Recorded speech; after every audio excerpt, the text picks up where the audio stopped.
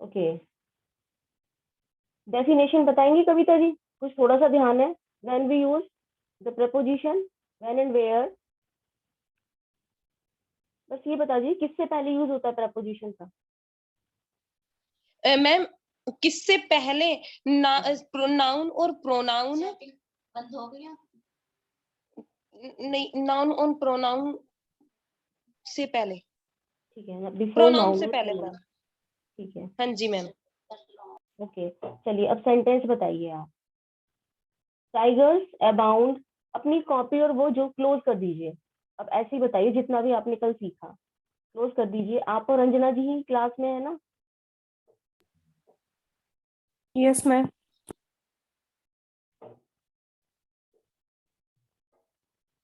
बताइए, tigers abound dash the forest of India. Ma'am यहाँ पर लगेगा टू। यस, नहीं टू नहीं लगेगा। Tigers with. Abound dash the forest of India in, tigers abound के साथ इन आएगा। Tigers abound in the forest of India. मैंने बताया था आपको, टू भी बताया था। Forest in India abound with और इन, विद या इन आता है वाइल्ड एनिमल्स। आप टू बोल रही हैं, अबाउंड टू नहीं आएगा, अबाउंड इन या विद आएगा। अबाउंड टू कब आता है? ये तब, ये देखिए यहाँ ये बताया था, to exist in large number, जब कोई चीज बहुत बड़े नंबर पे है तो, जब कोई चीज बड़े नंबर पे है तो आएगा। चलिए कोई बात जी नहीं, मैम। नेक्स्ट बताइए। The father was angry dash with his son for not going to school. दोबारा ma'am, the father was. The father was angry dash with his son for not going to school. Angry के साथ क्या बताया था? Angry के साथ with बताया था मैम। विद मैम आएगा, विद। ठीक, good, angry with. With. I could not agree dash him. I could not agree dash him. इसमें बताइए, विद रंजना मैम, जी आप विद। बताइए। विद क्यों आया? विद इसमें ठीक है, विद ही आएगा, पर क्यों आया ये बताओ। मतलब साथ में होने के लिए। दो चीजें बताई थी ना, एक तो विद अ पर्सन, एग्री के साथ विद भी आता है, टू भी आता है। लेकिन जब हम किसी पर्सन से एग्री हैं तो विद लगाएंगे, या किसी प्रपोजल से एग्री हैं तो टू आएगा। तो यहाँ पर क्योंकि मैंने हिम बोला था तो हिम पर्सन है इसलिए विद आएगा। His brother was accused dash theft. His brother was accused dash theft. To आएगा मैम। नहीं नहीं, accused के साथ टू नहीं आता, ऑफ आता है। accused का मतलब होता है दोषी पाया जाना। तो किसका दोषी पाया गया का देखो, मीनिंग भी तो देखो। His brother was accused of आएगा, accused of theft, उसका भाई चोरी का दोषी पाया गया। अच्छा, मैंने तीन शब्द बताए थे, एक तो टायर्ड, एक डाइड और एफ्रेड। इन तीनों के बाद ऑलवेज कौन सी प्रपोजिशन आती है? ऑफ। ऑफ। सेंटेंस बता सकते हैं आप? he died with of cholera. He afraid of tiger. Good, and I am tired of doing He's something. Yes, हाँ, I am tired of doing something. Try to be accurate dash your calculations. Try to be accurate dash your calculations.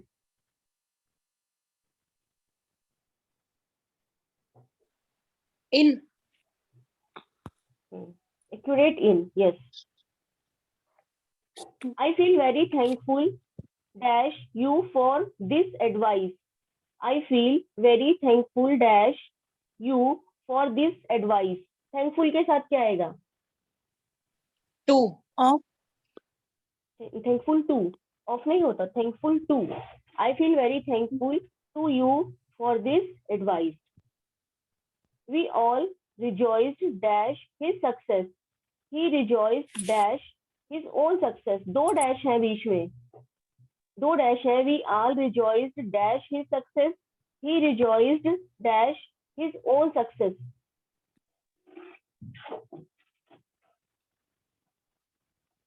नहीं ma'am, इसका नहीं पता, देखो rejoice के मैंने भूल गए। बताया था। हाँ कोई नहीं, फिर से सुन लीजिए।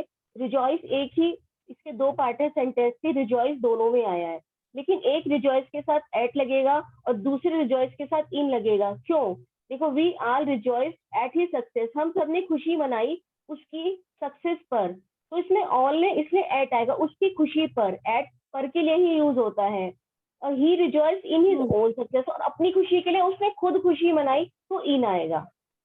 We all rejoiced at his success. He rejoiced in his own success. I congratulate you dash your brilliant success. I congratulate with with you. नहीं, विद नहीं आता। कॉन्ग्रेचुलेट करते हैं हम किसी को, किसी बधाई देते हैं तो किसी कार्य के लिए तो देते हैं ना, विद तो नहीं आएगा, ऑन आएगा। ऑन लगेगा मैम, ऑन लगेगा। I congratulate you on your brilliant success. On your success. हाँ, on your success. Milton had a taste dash music. Milton had a taste dash music.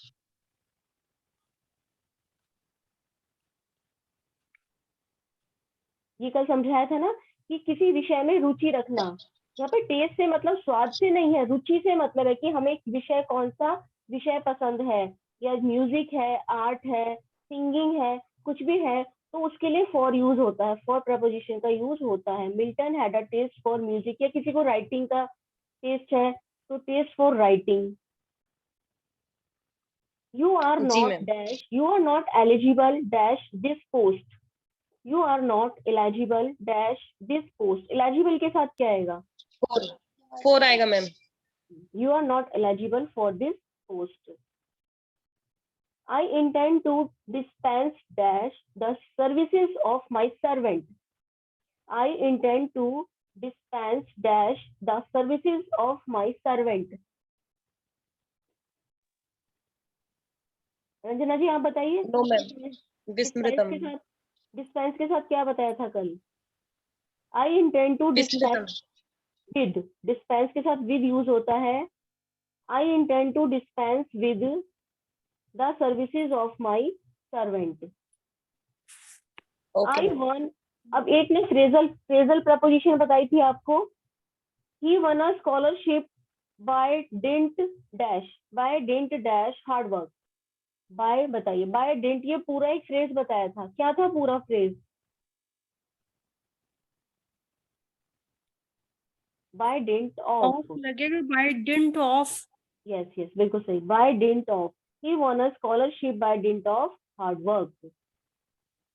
He made his way in life by, अब ऐसे ही था by force, उसके साथ भी मैंने बताया था क्या आता है, by force dash character. He made his way in life by force dash character. Of ma'am, by force of. By force of character. एक शब्द जेलस बताया था, जेलस के साथ क्या आता है, क्या प्रपोजिशन आती है जेलस के साथ? जेलस ऑफ ही आएगा मैम, जेलस के ऑफ। साथ भी। बिल्कुल सही। इसका सेंटेंस बनाइए कोई जेलस का। He is jealous of my success. हाँ बिल्कुल सही। एक मैंने दो शब्द बताए थे, जूनियर और सीनियर। जूनियर और सीनियर, इनके साथ क्या आता है?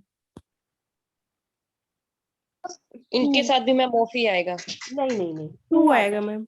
हाँ टू। अच्छा, टू। जूनियर और सीनियर के साथ टू आता है। Your brother is junior to me by 1 year, be kind to the junior. My brother is junior to me 1 year, या senior to me, my brother is senior to me 1 year. Kind के साथ क्या लगाना? Be kind dash the poor, be kind dash the poor. Of ma'am. Kind to use करते हैं kind के साथ to का, be kind to the poor. Everything is known dash me, everything is known dash me. To me. Yes, known. Everything is known to me.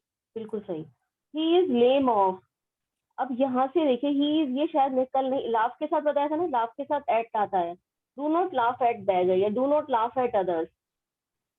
He is lame of या in, अगर ये हम बोलेंगे ना कि वो एक पैर से लंगड़ा है, he is lame of in one leg, या इन भी लगा सकते हैं, ऑफ भी लगा सकते हैं। ही is lame of one leg, he is lame in one leg. He has no desire dash reading newspapers. He has no desire dash reading newspapers. Desire के साथ बताइए। Desire of. Desire, desire, Leisure, desire, desire का मतलब है आनंद लेना। He has no desire for reading newspapers. उसको newspaper पढ़ने में कोई आनंद नहीं आता है। देखिए लाइबल के साथ, लाइबल का होता है जिम्मेदार होना, किसी को लाइबिलिटी देना, उसके साथ टू आता है। He is liable to exclusion from school. Exclusion का मीनिंग होता है the act of making somebody leave a place or an institution. Exclusion करना क्या है ना, एक्सक्लूड कर देना, बाहर करना किसी चीज से। तो एक्सक्लूजन का मीनिंग होता है the act of making somebody leave a place or an institution. किसी जगह से चले जाना या किसी इंस्टीट्यूशन से चले जाना एक्सक्लूजन होता है। So we use to with liable. He is liable to exclusion from school. 32 sentence. I am not liable for the debts incurred. देखिए liable के साथ to भी लगा दिया हमने और liable के साथ for भी लगा दिया, लेकिन situation दोनों में different है। to हम कब लगाते हैं, जब हमें ये लगाना है he is liable to exclusion from school, हमें कहीं से निकल के जाना है, किसी स्थान से, किसी इंस्टीट्यूशन से, इसलिए आपको समझाया ये। तब तो टू लगाते हैं, लेकिन फॉर कब लगाते हैं, जब हम किसी चीज के लिए जिम्मेदार हैं, किसी गलती के लिए, तब वहां पर फॉर आता है। I am not liable for the debts incurred by my brother. इसमें इसका मीनिंग क्या हुआ सेंटेंस का, कि जो मेरे भाई ने कर्जा लिया था मैं उसका जिम्मेदार नहीं हूँ। इनकर्ड का मतलब होता है to suffer the unpleasant result of a situation that you have caused. आपने कोई ऐसी सिचुएशन क्रिएट की है, तो अगर कुछ गलत हुआ है तो उसको सफर तो करना ही है, उसे इनकर कहा जाता है। ये 32 सेंटेंस थे जो हमने प्रीवियस क्लास में किए थे। अब जब हम फ्राइडे को नेक्स्ट क्लास करेंगे तो मैं उसके रूल्स पहले आपको सेंड कर दूंगी पीडीएफ में, जितने भी हम डिस्कस करेंगे। सिंपल रूल्स पहले जो मैंने इसके 5 टाइप्स बताए थे आपको प्रपोजिशन के, क्या क्या बताए थे बताएंगे रंजना जी आप? 5 काइंड्स ऑफ प्रपोजिशन। मैम याद नहीं है मैम। कोई बात नहीं। Simple preposition, compound preposition, double preposition, participle preposition और फ्रेजल प्रपोजिशन। तो सबसे पहले हम सिंपल ही लेंगे, सिंपल प्रपोजिशन, जिसमें देखिए क्या आएगा सिंपल में, in, of, an, O double F, to, up, with, at, by, for या इन, इनटू, बस यही, सीन्स, फॉर, सिंपल सिंपल है। सबसे पहले हम उन्हीं के फ्राइडे जब क्लास होगी उसको ही डिस्कस करेंगे। चलिए अब पूछ लूं आपसे, एंटोनिम्स पूछ लूं, सिनोनिम्स पूछ लूं? करे थे बी के? यस मैम किए थे। पहले ए के पूछूं या बी के पूछूं, ये बताइए। आप जैसा कहेंगे वैसे चलेंगे। ओके, अवर्जन बताइए। अवर्जन, मैम दोबारा। Aversion, AVERSION, aversion. अच्छा मैम उसको अरर्सियन सोच रही थी मैं। नहीं नहीं, अवर्जन कहते हैं, aversion. Aversion. Yes ma'am. AVERSION, aversion. अवर हाँ मैम, इसका मतलब है, अवर्जन का मतलब है मैम, के बाद कौन सा था, घिनौना। यस, इसकी सिनोनिम्स है मैम,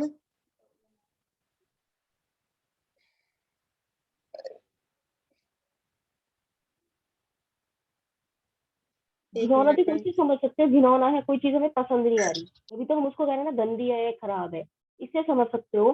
तो इसके क्या बन जाएंगे, डिसलाइक, हार्टेड, इनडिफरेंट या अपेथी। अपेथी शब्द बहुत बार पूछा जाता है, अपेथी। Yes ma'am.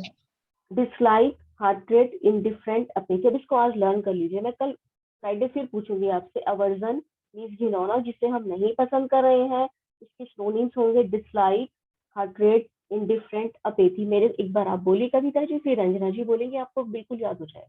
बोलिए, aversion with meaning and with synonyms. Yes ma'am. Aversion घिनौना, सिनोनिम्स है dislike, hatred, indifferent, apathy. Ranjana ji आप बोलिए। Aversion means घिनौना, dislike, literate, नहीं नहीं नहीं, लिटरेट नहीं है ma'am, hatred. Hearted, hearted means घृणा करना, जो चीज हमें पसंद नहीं आ रही तो हम उससे घृणा ही करेंगे, घृणा करना, हार्टेड होता है घृणा करना। hatred, okay ma'am. Ma'am third वाला नहीं आता। इनडिफरेंट होना, इनडिफरेंट होना उदासीन होना, कोई चीज तुम्हें पसंद नहीं है तो उसकी तरफ देखोगे ही नहीं, उदासीन, इनडिफरेंट का मतलब होता है हम उस चीज से उदासीन हो गए, अलग हट जाना। और अपेथी, अपेथी शब्द बहुत बार आता है, अपेथी और अवर्जन बहुत आते हैं ये सिनोनिम्स में।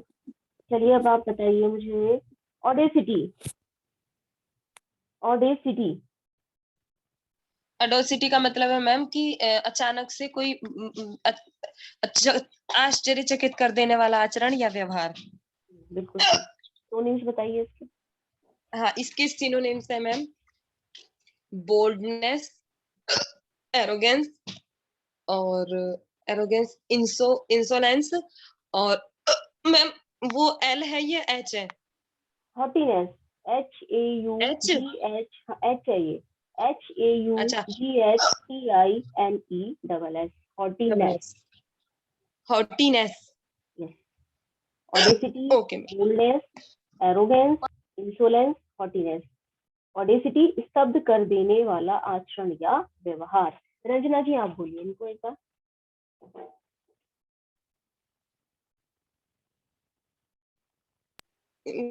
यस मैम, दोबारा से। Audacity, obesity, synonyms of audacity. obesity, boldness, arrogance, haughtiness. Good. Authentic, authentic, synonyms of authentic, very easy. Authentic होता है ऑथेंटिक, इनमें ऑथेंटिक का मीनिंग है मैम विश्वसनीय। इसके सिनोनिम्स हैं क्या कहते हैं, वैलिड, गारंटेड और वैलिड, गारंटेड, जेन्युइन और रिलेबल। अरेन, रंजना जी आप बताएंगे अब। अरेन, ARRAIGN, Aron, ARRAIGN, Aron. Synonyms of अरेन व्यवस्थित मैम। क्या? अरेंज मीन्स व्यवस्थित। नहीं नहीं, इसका मतलब होता है दोषी को कचहरी में लाना, दोषारोपण करना किसी के ऊपर, इससे ये समझ लीजिए आप। अरेन दोषारोपण करना या दोषी को कचहरी में लाना, वही मतलब हुआ। बताइए। मैम याद नहीं आ रहा। देखो बिल्कुल कितना नहीं। आसान है इसको दोष मैम लगाने मैंने का। क्लास हाँ बोलिए रंजना जी। मैम उस दिन मैंने क्लास ली नहीं थी, जिस दिन आपने शायद ये दिया था। कोई बात नहीं, आप इसको लर्न कर लीजिएगा, फ्राइडे को फिर पूछे जाएंगे। मैंने अभी A और B के ही सेंड किए हैं, पहले अच्छे से इन्हें कर लो, फिर C के और D के भेजेंगे। कोई बात नहीं, फिर से मैम सुन ग्रुप में लीजिए। आपने भेजे हैं? हाँ भेजे हैं मैंने, ग्रुप में सेंड किए हैं। मैंने देखा नहीं, ठीक है, देखा। देखना मैं दोबारा कर दूंगी। अरेन होता ओके। है दोषी को कचहरी में लाना, चार्ज, ब्लेम, एक्यूज, कंप्लेन। चलिए, अकवार्ड, अकवार्ड, कविता जी आप बताइए। ऑकवर्ड मतलब मैम भद्दा। इसकी सिनोनिम्स है क्लमसी, क्लमसी और वो अनगेनली, पोंडरस, पोंडरस और वो रफ। एपेरेंट। पानी पी लीजिए कविता जी। मैम ये ऐसे रुकेगी नहीं, मैं कितना ही पानी पी लूं ये नहीं रुकेगी अभी मैम। एपेरेंट, एपेरेंट, एपेरेंट का मतलब है मैम वो स्पष्ट। अपेरेंट का इसके सिनोनिम्स है मैम वो ऑब्वियस, नहीं एविडेंट, ऑब्वियस और परसेप्टिबल और लास्ट वाला है डिस्टिंक्ट, परसेप्टिबल, हाँ distinct, distinct. Yes evident, ma'am. Obvious, perceptible, distinct. अब बी के करते हैं। याद है तो बताइए या फिर मैं समझाऊं एक बार, आपको याद है या समझने, या फिर फ्राइडे आप सुनाएंगे। मैम मैंने याद किए थे। आपने किए थे, ठीक है। बजल बताइए, बजल। बजल है मैम, मैंने उसको बस्टल पढ़ा मैम, मेरे को बड़ी प्रोनाउंसिएशन में बड़ी दिक्कत है मैम, तो तभी तो क्या बोल रहे साइलेंट हो हैं। जाता है। कोई बात नहीं, यस तभी मैम। तो क्लास में ना हम बार बार कराएंगे तो हो जाएगा, प्रोनाउंसिएशन आपका अच्छा हो मैम जाएगा। बजल, BUSUAL होगा।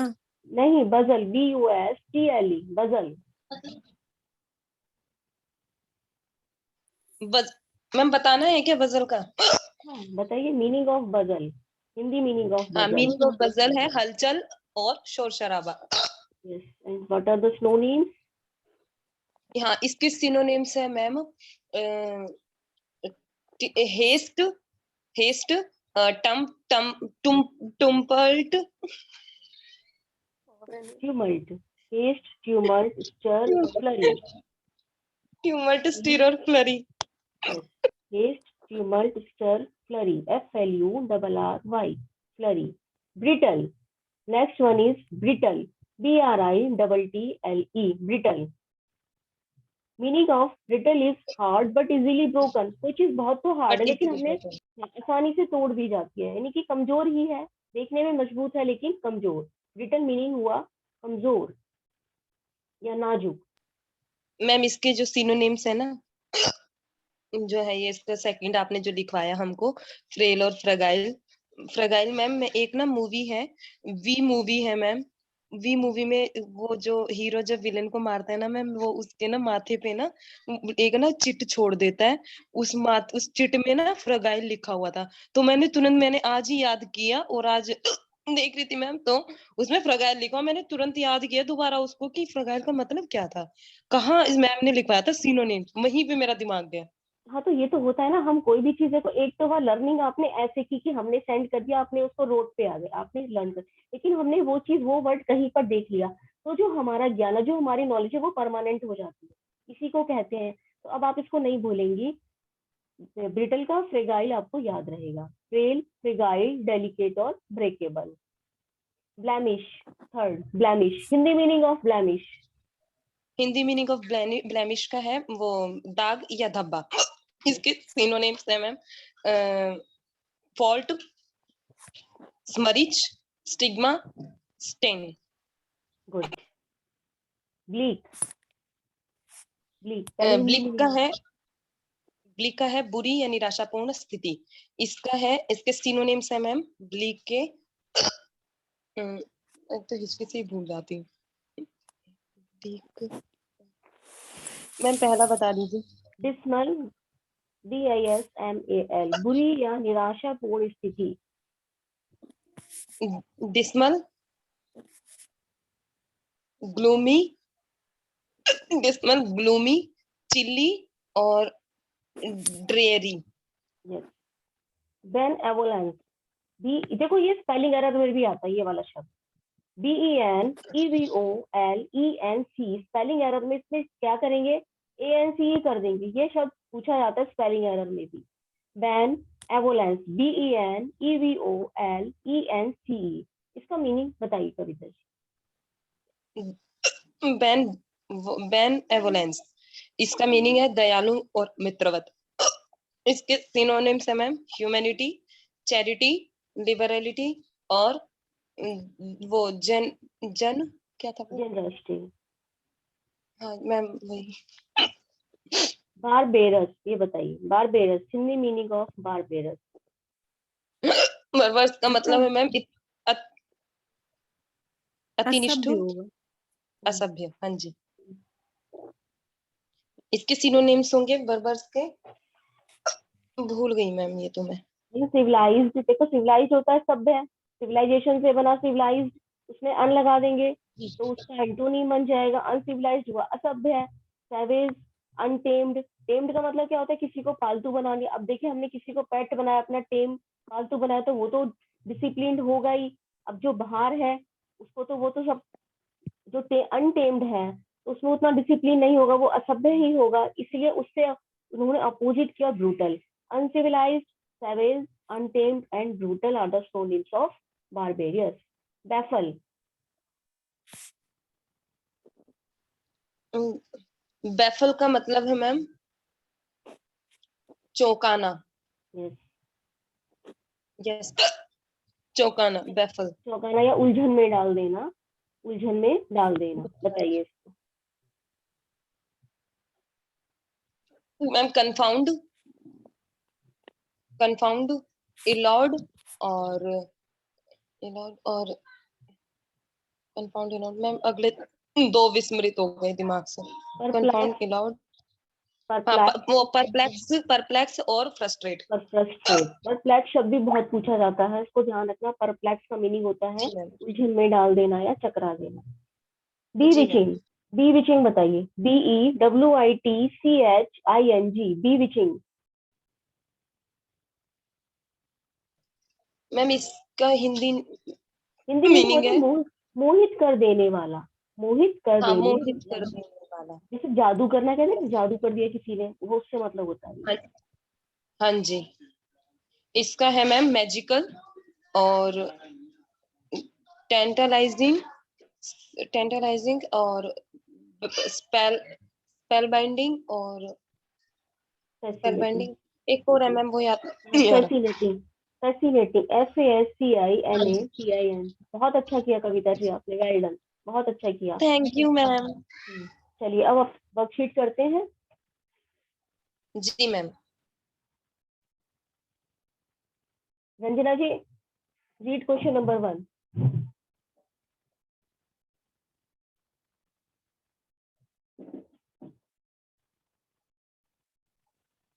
जी मैम, रीड करना है।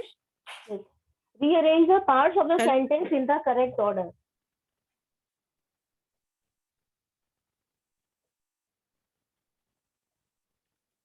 Rearrange the parts of the sentence in correct order.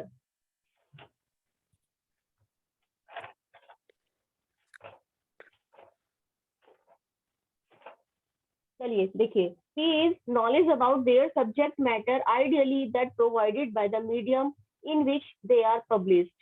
Understood, they require that readers possess some basic background of current and newsworthy political issues, and in order for them to be the subject matter of political cartoon is usually that. सबसे पहले first आप ये कोशिश कीजिए कि सबसे पहले क्या आएगा, पहले सेंटेंस को जानने की कोशिश कीजिए चारों में से कि हम अपने को किससे शुरू कर सकते हैं। ऑप्शन आपके सामने है, ऑप्शन दिए हुए हैं, तो आप ये सोचिए, आपने ये पढ़ लिए, ठीक है।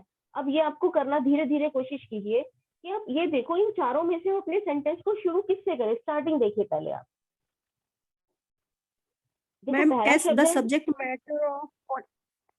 हाँ बिल्कुल सही बताया, हम दा से ही शुरू करेंगे। The subject matter of political cartoon is usually that. Usually देखिए, the subject matter of political cartoon is usually that. That के साथ फिर क्या आएगा? Knowledge about their subject matter. नहीं नहीं नहीं, दैट के साथ फिर लगेगा ऑफ। दैट ऑफ किसके बारे में बात कर रहे हैं? Is usually that of, subject की तो बात कर रहे हैं ना, subject matter of political cartoon is usually that of, not knowledge, that of आएगा। That of current and newsworthy political issue, and in order for them to be. अब third आप सोचिए क्या आएगा, एस और आर मैंने आपको बता दिया। To be understood. यस, अब तो उसके बाद देखो, दो हम कर लेते हैं ना, तो ऑप्शन में से आप ऐसे भी निकाल सकते हो। आपको पहला समझ में आ गया, दूसरा आ गया। अब देखिए, एस और आर हमें पता चल गए, फिर सेकंड में पी और आर है, सी में भी पी और आर है, और डी में क्यू पी है, तो ये तो हो नहीं सकता। तो इसका मतलब हमारा आंसर क्या हुआ? ए is the answer. Kavita ji बोल दीजिए, फिर आप सॉल्व कर दीजिए इसको। मैम मेरे को यहाँ पे एक शंका है। हाँ बोलिए। मैम जैसे आपने ना ये जैसे आपने लिखा है ना, तो लिखने में मेरे को यहाँ पे पहले मैं सोच रही थी कि सबसे पहले यहाँ पर पी होगा, पहला जो सेंटेंस होगा वो पी होगा, उसके बाद मैंने एस सोचा था, लेकिन यहाँ पर पहले एस निकला। वो मैंने क्यों सोचा ऐसे, क्योंकि के मुझे लगा के कैपिटल है और जो द का टी है वो छोटा है। नहीं नहीं, देखो ये नहीं करता डीएसएससी। अगर आप कैपिटल स्मॉल पे जाएंगे, इस पे तो नहीं जाना, बिल्कुल भी नहीं जाना, इससे नहीं निकल पाएगा। वो कुछ अच्छा भी कर देते हैं, ठीक मैम। कैपिटल स्मॉल, उसमें उसका एरर वो नहीं लेते हैं इसमें। उस चीज उस पे ठीक नहीं मैम। जाएंगे, आप सीधे इस पे जाइए कि हम किससे शुरू कर सकते हैं। देखो, नॉलेज से तो शुरू नहीं होगा, knowledge about their subject matter, तो पी तो नहीं हो ही नहीं सकता था। अब आप क्यों बता रही है? देखिए, अंडरस्टूड के बाद कॉमा लगाए, तो कैसे हो सकता था फर्स्ट सेंटेंस? वो भी नहीं हो सकता था। यहाँ ऑफ करंट एंड न्यूज वर्दी था, तो वो भी नहीं हो सकता। तो फिर ऐसे ही होता ना, the subject matter of political cartoon is usually that of current and newsworthy political issue, and in order for them। क्या हुआ रंजना जी?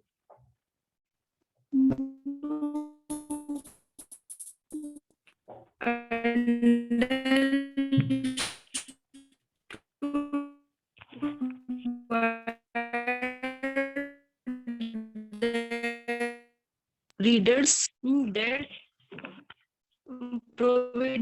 provided by the medium.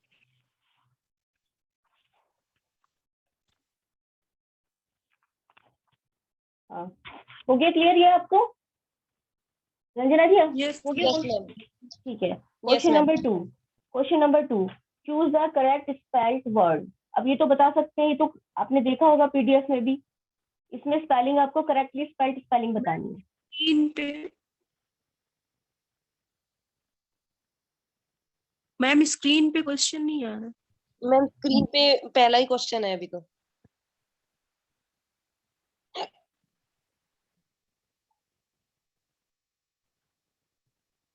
अब बताइए question number 2।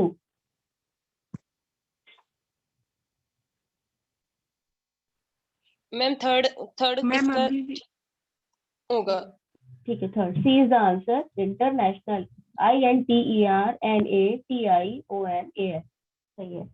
Question number 3 choose the correct alternative. She is the girl that stole my handbag. पहले try to understand, खुद से कोशिश कीजिए पहले समझने की। She ma'am is the girl. जो choose the correct alternative, alternative का मतलब क्या है मैम हिंदी में? अल्टरनेटिव का मतलब है जो ऑप्शन दिए गए, करेक्ट अल्टरनेटिव। अच्छा, अल्टरनेटिव शी में यहाँ इज पर गर्ल है। the girl which stole my handbag. Which option बोलिए कौन सा, ABCD में से कौन सा है? Which one is the answer? last D. Ranjana ji आपकी आवाज गुम हो रही है, लहरा रही है। हाँ, आवाज ब्रेक हो रही है आपकी। Ma'am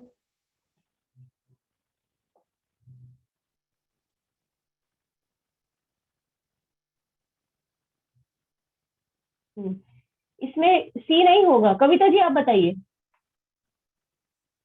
ma'am which. नहीं मैम, विच भी नहीं होगा। देखिए, choose the correct alternative. She is the girl. अब इसका रूल समझ लीजिए।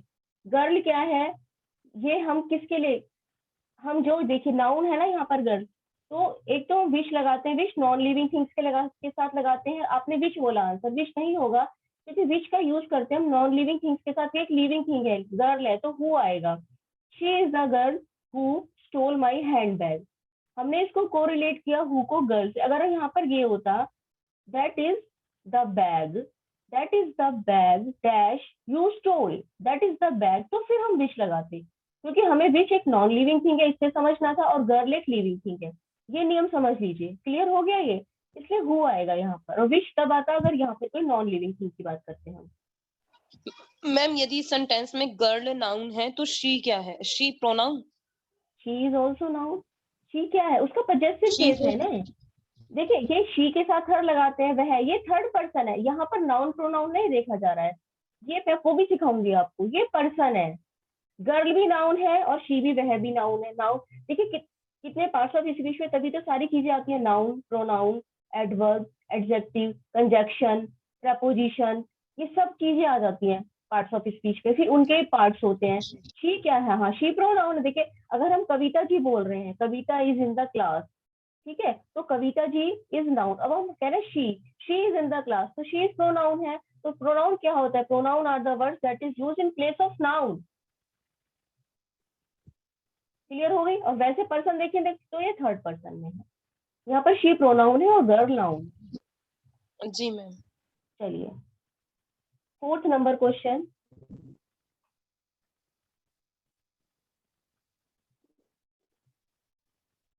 Choose the correct alternative. No matter how tough a situation gets, you can always dash it with your willpower. No matter how tough a situation gets, you can always dash it with your willpower. देखो, कम तो आप समझ गए होंगे। Come means आना, convert का मतलब होता है बदल देना, ओवरकम का मतलब होता है जीत लेना, किसी चीज पर विजय प्राप्त कर लेना, और ओवरवेल्म का मतलब होता है पराजित कर देना। सी होगा मैम, यस, ओवरकम होगा। यस, ओवरकम, यही है इसका answer. No matter how tough a situation gets, you can always overcome it with your willpower. Okay, question number 5. Choose a word that is opposite in meaning the given word. Appellant. देखो appeal करना, appeal कहते हैं ना, आपने बहुत बार क्या कि हमने वहां पर अपील किया, कोर्ट में अपील किया, उसे समझ लीजिए अपील करना, एप्लीकेशन लगाना। अपीलेंट से ही, उससे ही ये शब्द बना अपीलेंट, APPELLANT। अपीलेंट हुआ अपील करता। हमें उसका अपोजिट बताना है, तो वर्ड्स है प्लेंटिफ, देखो मैंने लिख दिया है मीनिंग, उसके साथ एक्यूजर होता है। प्लेंटिफ का मीनिंग हुआ एक्यूजर, एक्यूजर हमने अभी भी पढ़ा था, सिनोनिम्स में एक्यूज होता है दोषारोपण करने वाला, दोष करने, दोष लगाने वाला। डिफेंडेंट होता है अभी जो बचाता है, एक्यूजर भी वही हुआ, मैंने वहां पर भी लिखा है, सी ऑप्शन में भी एक्यूजर दिया हुआ है, दोष लगाने वाला। और लिटिगेंट होता है विवादी, बहस करने वाला। तो बताइए क्या हो सकता है इसको, what must be the answer? Appellant, APPELLANT। Defend B होगा मैम, यस बी, अभियुक्त डिफेंडेंट। और अपील कर। बिल्कुल सही, सही answer, good answer. Question number 6, choose the incorrectly spelled word. बताइए इनकरेक्टली स्पेल्ड वर्ड।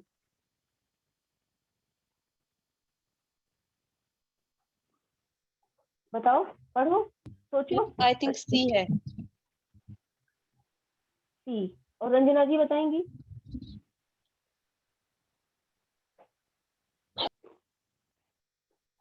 ये मैम, रंजना जी, ये बी वाला रिडेम्पशन में,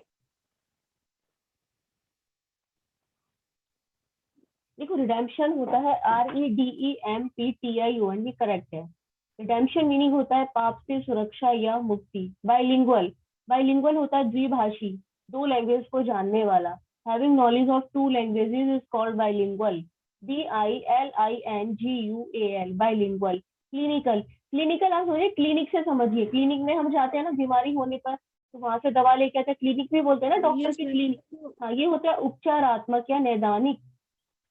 CLINICAN। तो मैम एक ये ए वाला डिक्शनरी में NARY हाँ यस, अब समझ गए आप। Dictionary is wrong, DICTIONARY। देखो कितनी सिंपल सी एरर थी, और आप जल्दी से पहुंच ही नहीं पाए, आप रिडेम्पशन सोच रहे थे, क्योंकि स्पेलिंग एरर डिक्शनरी में था। DICTIONARY। देखो ऐसे ही कंफ्यूजन क्रिएट किया जाता है, बस इसी से समझ लीजिए आप। Question number 7, choose the word that can substitute the given sentence. A young horse. A young horse का मतलब हुआ कि घोड़े का बच्चा। यंग हॉर्स मीन्स घोड़े का बच्चा। देखो मीनिंग सब लिख दिए, किटन कहते हैं बिल्ली के बच्चे को, फॉन कहते हैं हिरन के बच्चे को, फॉल कहते हैं घोड़े के बच्चे को, और ड्रॉव कहते हैं हर्ड ऑफ एनिमल्स, जो एनिमल्स का पूरा झुंड होता है उसे ड्रॉव कहते हैं। तो बता दो आंसर क्या हुआ? मैम बी, फॉल, घोड़े का शावक। हाँ घोड़े का, अब भूलना नहीं इसको, फॉन होता है हिरन का बच्चा, किटन हुआ बिल्ली का बच्चा, और ड्रॉग हुआ हर्ड ऑफ एनिमल्स, एनिमल्स का पूरा झुंड, और फॉल हुआ घोड़े का शावक, a young horse.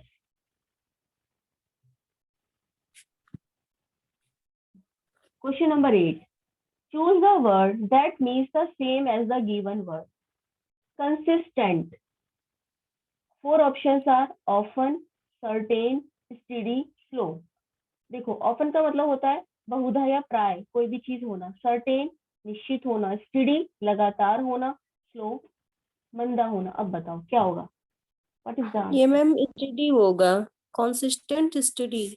Yes, C. Consistent study, C is the answer. Consistent कहते हैं ना लगातार होना कोई भी चीज, CONSISTENT, कंसिस्टेंट।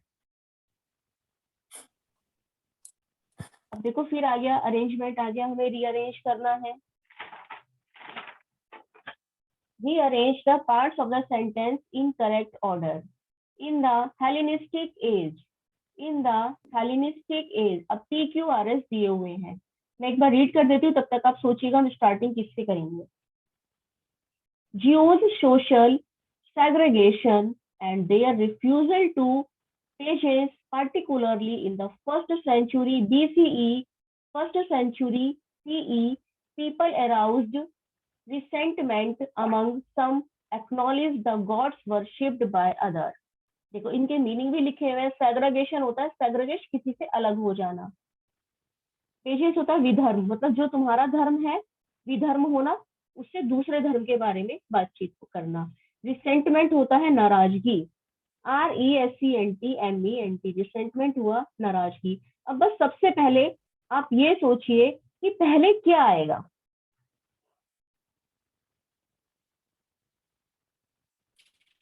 ये ma'am लतीफुल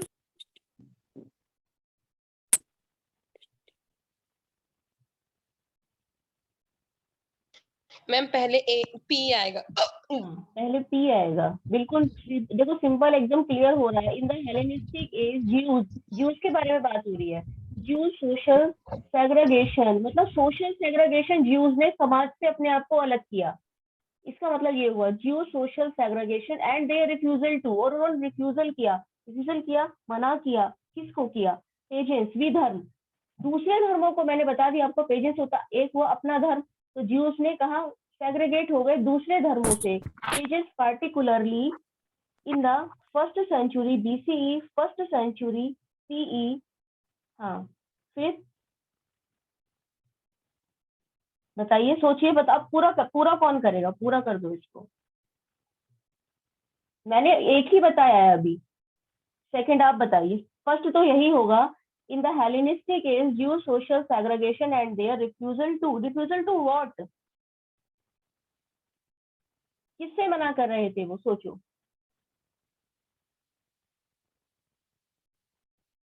refusal to acknowledge the gods worshipped by other, उसको स्वीकार करने से वो उन देवताओं को वर्शिप्ड बाय अदर पेजेस, जो दूसरे धर्मों के लोग कर रहे थे। ठीक, वर्शिप बाय। सो बताइए कविता जी, मैं तो सिर्फ ऐसे ही बता रही हूँ, एक ही बताया, आप बताइए कैसे हुआ ये।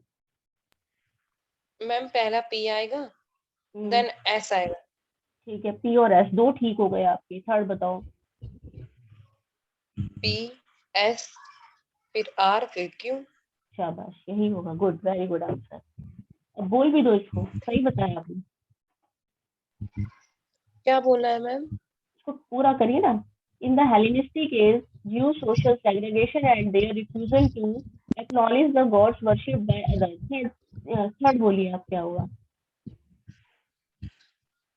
बी आंसर है इसका। हाँ, people aroused resentment among some pages, particularly in the first century BCE, first century CE. Okay. Question number 10. Find the part of the given sentence that has an error in it. If there is no error, choose no error. He have never and will never take your, ये your है, गलती से you लिखा गया था, मैंने are ऊपर लिख दिया है। He have never and will never take your suggestion on this project. No error। पहले सोचो क्या हो सकता है इसमें error.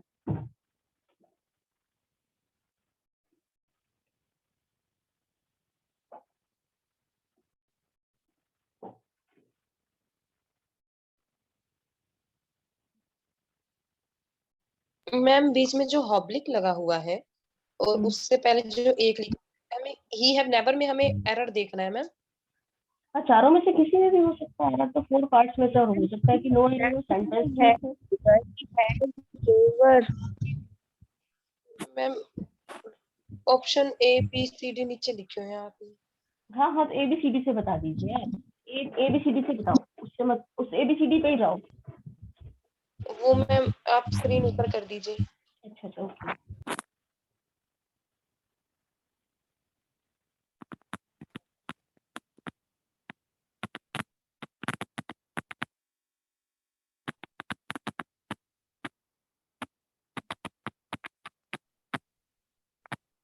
He have never and will never take your suggestion on this project. No error। No error आपने ma'am answer दिया no error. नहीं, मैंने नहीं दिया, मैं तो ऐसे रीड अच्छा किया है, तो मैम आंसर मैं आप ये दे। कहती हूँ and will never take cure. Okay, A is the answer according to you। Ranjana ji, आप दीजिए आंसर।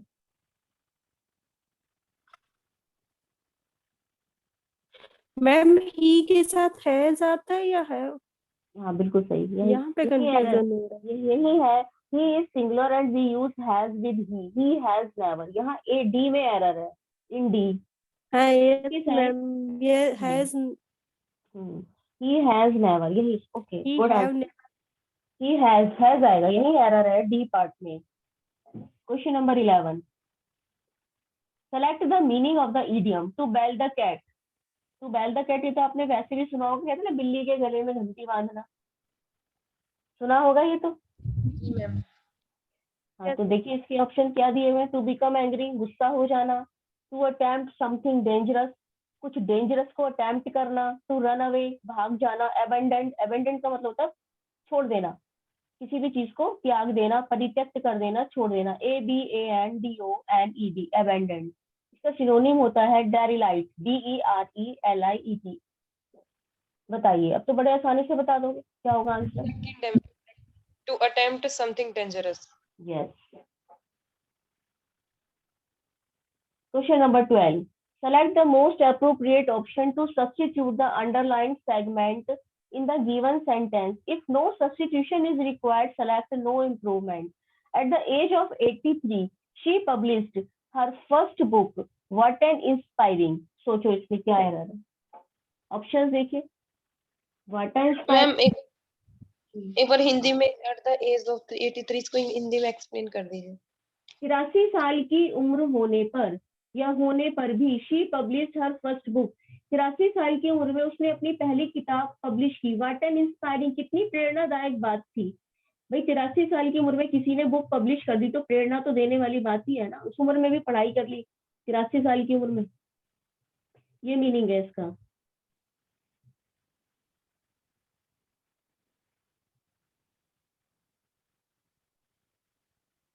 मैम एन आएगा, व्हाट एन इंस्पिरेशन। बिल्कुल सही आंसर, बिल्कुल यही आएगा। इंस्पायरिंग नहीं होता, इंस्पिरेशन होता है प्रेरणा। What an inspiration. Next, and the error. Higher education policy must seek a higher transition rate between first university to doctoral degrees. I'm repeating the question. Higher education policy must seek, ये first part है, a higher transition rate between, second part, first university to doctoral degrees, ये no error। बताइए which part has an error?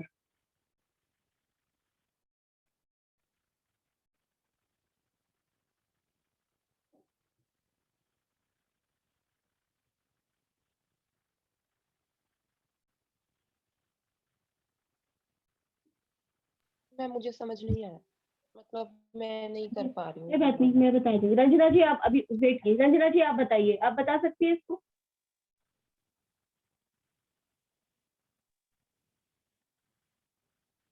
ये higher में second में जो higher position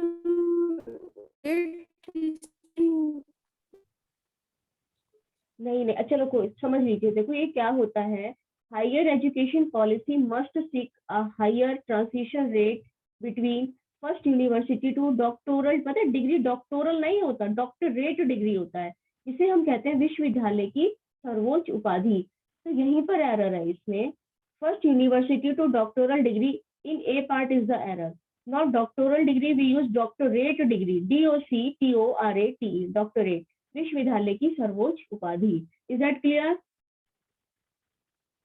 yes ma'am. Question number 14, I usually did not add cheese to my toast. I usually did not add cheese to my toast.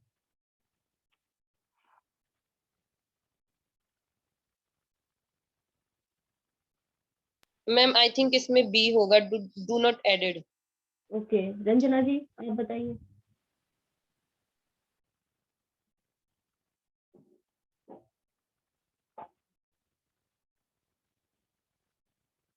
ये do not added नहीं होगा। देखो usually, अब समझ लो, यूजुअली का यूज प्रेजेंट टेंस में होता है, तो प्रेजेंट टेंस में डिड नॉट आता है, पास्ट इंडेफिनिट में डू या डज लगाते हैं, प्रेजेंट इंडेफिनिट में so we use do not add. I usually, I is plural and we use do. I usually do not add cheese to my toast. Question number 15. Meaning of the idiom phrase to paddle one's own canoe, इसका मतलब होता है वो जो नाव चलाते हैं ना, उसमें जो चप्पू चलाते हैं, पैडल का मतलब होता है चप्पू चलाना, कैनॉय का मतलब छोटी नाव, छोटी नाव को कैनॉय कहते हैं। तो इसका मतलब क्या हुआ, अपना चप्पू खुद चलाना। तो क्या हुआ, to depend on oneself alone, to struggle for recognition, to never give up, to destroy one chances. बताइए, वेरी इजी, बता दिया आपको, देखो मीनिंग से क्लियर हो गया होगा। अपना चप्पू खुद चलाना मतलब नाव चलाते हुए चप्पू को खुद चलाना, इसका मतलब क्या हुआ? Depend on oneself alone. Yes, to depend on oneself alone. Good. Up To comprehension. Yes, A is the answer, to depend on oneself alone. Now, comprehension passage. Read the following passage and answer the question below. देखिए, on 29 March 1857, a young soldier Mangal Pandey was hanged to death for attacking his officers in Barrackpore. मैं 29, हाँ बोलिए रंजना जी, बोलिए, बोलो रंजना जी। Screen पे नहीं था अभी तक अब तो है मैम, screen पे, ये पैरा स्क्रीन पे अभी नहीं, अब आ गया। अब आ गया, अब यस देखो, मैम, पहले नहीं। अब आ गया है ना? जी मैम। देखिए, on 29 yes March ma'am. 18 on 29 March 1857, a young soldier Mangal Pandey was hanged to death for attacking his officers in Barrackpore. 29 मार्च 1857 को एक यंग सोल्जर मंगल पांडे नाम जिसका था, उसको हैंग टू डेथ, फांसी की सजा दी गई क्योंकि उसने ऑफिसर्स पर बैरकपुर में अटैक किया था।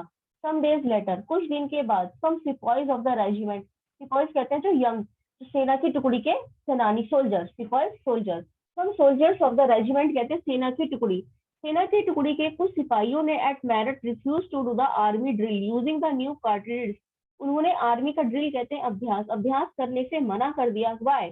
Using the new cartridge, cartridge कहते हैं कारतूस, जो नए कारतूस आए थे उनको यूज करके अभ्यास करने से मना कर दिया। Why?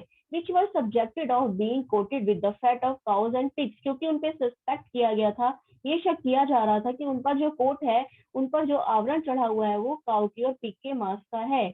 85 sepoys were dismissed from service and sentenced to 10 years in jail for disobeying their, अब देखो तुम इससे समझ सकते हो, इन जेल में है तो in jail preposition I, sentence जब कोई पैसेज पढ़ते तब भी ध्यान दिया करो, research of any grammar, in jail आया है, ये भी आ सकता है, इसमें जेल में तो इन लगाया जाएगा।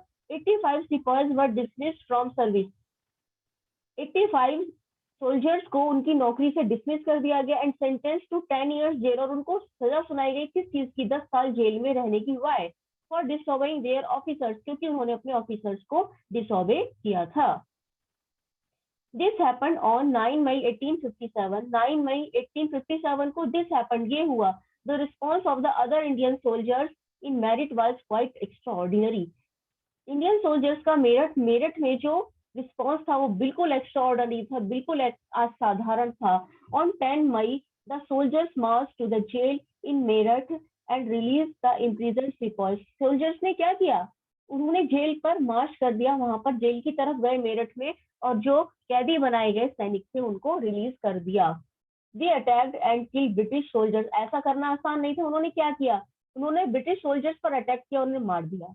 दे कैप्चर्ड गन्स एंड एम्यूनिशन, उन्होंने गन्स को कैप्चर किया, एंड एम्यूनिशन कहते हैं युद्ध की सामग्री को, and set fire to the buildings को आग लगा दी, and properties of the British की जो प्रॉपर्टी थी उसको आग लगा दी, मतलब जो उनकी बंदूकें थी सबसे पहले उसे पकड़ा, युद्ध सामग्री थी उनके पास रखी हुई थी उसे लिया, फिर बिल्डिंग को आग लगा दी, प्रॉपर्टी को आग लगा दी, and declared war on the firangis, और जो फिरंगी थे उनके साथ युद्ध की घोषणा कर दी। The soldiers were determined to bring an end to their rule in the country, वो सोल्जर्स क्या चाहते थे? वो ये चाहते थे कि British rule, they soldiers were determined to bring an end to their rule, कि उनका रूल हमारे देश में खत्म हो जाए, किसका? ब्रिटिश का। But who would rule the land instead, फिर उनके अगर वो रूल नहीं करते तो कौन रूल करता? भाई कोई ना कोई तो शासन करता है ना देश पे। The soldiers had an answer this question, सैनिकों ने इसका क्या आंसर दिया? The Mughal ampere Bahadur Shah Zafar, Mughal ampere Bahadur Shah Zafar. The sepoys of Meerut road all night of 10 मई, मेरठ के जो सैनिक थे उन्होंने 10 मई को पूरी रात चलते रहे to reach Delhi in the early hours next morning, अगली सुबह जल्दी से पहुंच गए Delhi. As news of their arrival spread, जैसे ही उनके पहुंचने की खबर फैली, the regiment station in Delhi also rose up in rebellion. The regiment station, जो सेना की टुकड़ी थी वो वहीं पर स्थिर हो गई। इन दिल्ली, स्टेशन कहते हैं किसी भी चीज का स्थिर हो जाना। In Delhi also rose up in rebellion, जो सेना की टुकड़ी वहां पर थी वो भी रिबेलियन हो गई, यानी वो भी विद्रोही हो गई। Again British officers were killed, फिर से ब्रिटिश ऑफिसर्स को मारा गया। आर्म्स एंड एम्यूनिशन साइज, जो उनके पास हथियार थे, युद्ध की सामग्री थी, एम्यूनिशन, उसको झपट लिया। साइज कहते झपट लेना, छीन लेना। बिल्डिंग सेट ऑन फायर, फिर से बिल्डिंग्स में आग लगा दी। Triumphant soldiers gathered around the walls, triumphant soldiers जो जीते हुए सैनिक थे वो दीवार वॉल्स के अराउंड चारों ओर, रेड फोर्ट की दीवार के चारों ओर खड़े हो गए। वेयर द बादशाह लिव्ड, जहाँ की बादशाह रहता था। डिमांडिंग टू मीट हिम, वो उससे मिलना चाहते थे। The empire was not quite willing to challenge the mighty British power, अब उसमें इतनी पावर नहीं थी, एम्पियर में इतनी पावर नहीं थी और ना ही वो चाहता था कोई चैलेंज करना, क्योंकि ब्रिटिश बहुत माइटी थे, बहुत शक्तिशाली थे, उनकी पावर से वो चैलेंज नहीं करना चाहता था। बट द सोल्जर्स परसिस्टेड, लेकिन वो इस बात पर जोर डालते रहे, नहीं ये करना है। They forced their way into the palace and proclaimed, उन्होंने वो फोर्स पैलेस में चले गए, फोर्सली पैलेस में चले गए। प्रोक्लेम्ड का मतलब होता है घोषणा करना, PROCLAIMED, एंड घोषणा की Bahadur Shah Zafar as their leader, उन्होंने कह दिया कि बहादुर शाह जफर ही हमारा लीडर होगा। द एजिंग एम्पियर, एजिंग का मतलब होता है जिसकी उम्र थोड़ी ज्यादा है। The ageing empire had to accept this demand, उसको ये एक्सेप्ट करना पड़ा। He wrote letters to all the chiefs and rulers of the country, उसने सारे ही चीफ को और कंट्री पर जो रूलर्स थे सबको उसने एक लेटर लिखा to come forward and organise, उन्होंने कहा कि सब आगे आए and organise confederacy, CONFEDERACI, confederacy का मीन्स होता है राज्यों का संघ। किसी से, ब्रिटिश तो बहुत माइटी थे, इतना आसान नहीं था उनसे लड़ाई करना, तो सबने मिलकर युद्ध लड़ने की सोची कि एक राज्यों का संघ बनाया जाए। किसका? ऑफ इंडियन स्टेट्स, भारत के जितने भी राज्य हैं, to fight the British, British से लड़ने के लिए। This single step taken by Bahadur Shah had great implications, ये छोटा सा स्टेप था जो बहादुर शाह ने उठाया, लेकिन जो उसका इम्प्लीकेशन था, implication means the effect that something will have on something else in the future, मतलब हम कोई काम आज कर रहे हैं, इम्प्लीकेशन का मतलब ये होता है हमने आज कोई भी काम कर दिया, उसका इफेक्ट फ्यूचर में क्या होगा। तो बहादुर शाह के छोटा सा जो एफर्ट था कि राज्यों के संघ को, उसने एक लेटर भेजा कि सभी राज्यों को मिलना है और ब्रिटिश के विरोध में लड़ाई करनी है, इसका बहुत ज्यादा प्रभाव फ्यूचर में पड़ा। चलिए अब क्वेश्चंस बताइए। Question number 16, why did some sipahis of the regiment at Meerut refuse to use the new cartridges, जो सेना के कुछ सोल्जर थे मेरठ में, उन्होंने क्यों मना कर दिया था कारतूसों को यूज करने से? First one is because they wanted equal opportunities as the British soldiers were given. Second, because they were weak enough to use that new type of cartridges. Third, because they were suspected of being coated with the fat of cows and pigs, because they were treated harshly and unequally by the army officers at that time. बताइए, what is the answer? Ma'am third है इसका answer. Third होगा ma'am, because they were suspected of being coated with the fat of cows and pigs. Good answer. Question number 17, which of the following statements is incorrect according to the given? अब इसमें incorrect बताना, ये ध्यान से समझना। Incorrect क्या है? Indian soldiers forced their way into the palace and proclaimed Bahadur Shah Zafar as their leader. पहले इन्होंने इसमें क्या कह रहे हैं कि इंडियन सोल्जर्स जबरदस्ती महल में घुस गए और उन्होंने घोषणा की कि बहादुर शाह जफर उनका लीडर होगा। ये हुआ है पैसेज में? Yes ma'am. Second, as news of their arrival spread, जैसे ही उनके पहुंचने की खबर फैल गई, the regiment stationed in Delhi also rose up in rebellion, जो सेना वहां पर दिल्ली में रुकी हुई थी वो खड़ी हो गई, रिबेलियन, वो भी विद्रोही हो गई थी। ठीक है ये यस मैम, वो विद्रोह। Yes, the British soldiers were determined to bring an end to their rule in the country, British soldiers ये सोच रहे थे कि देश में उनका शासन खत्म हो जाए। Fourth one is again British officers were killed, arms and ammunition size building set on fire. अब बताओ क्या है आंसर?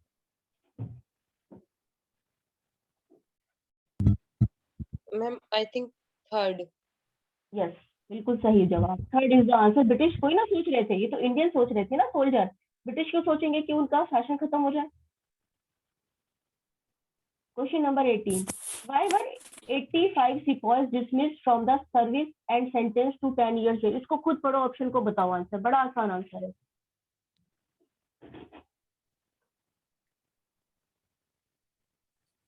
मैम इसका सेकंड आंसर होगा।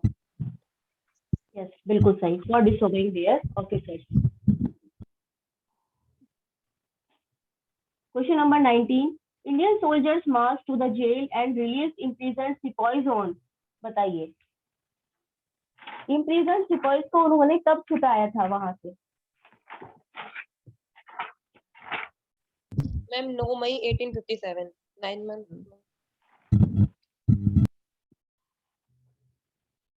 ओके,